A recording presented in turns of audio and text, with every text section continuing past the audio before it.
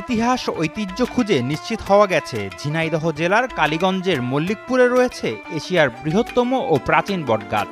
তবে ধারণা করা হচ্ছে দ্বিতীয় স্থানটি নিতে পারে নারায়ণগঞ্জ জেলার রূপগঞ্জের হিরনালের বটগাছ। বটগাছটি বর্তমানে 1 একরেরও বেশি জায়গা জুড়ে বিদ্যমান রয়েছে।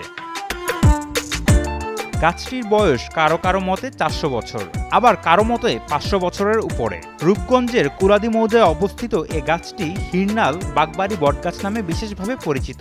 স্থানীয়দের মতে এই স্থানটির মালিক ছিলেন 360 আউলিয়াদের একজন আল হাদি রাদিয়াল্লাহু আনহু। তিনি ছিলেন মিরপুরের শাহ আলী রাদিয়াল্লাহু আনহুর বড় ভাই।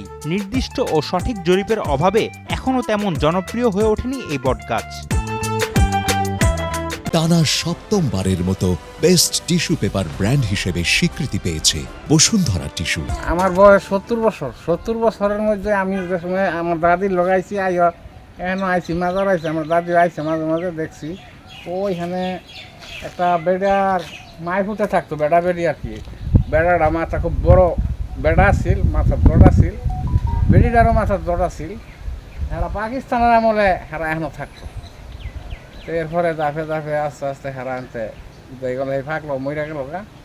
এরপরে এই অবস্থায় আছে, মানুষ আইয়ে যায়। আগে বছরে বছরে 2বার মেলা জমতো এখন।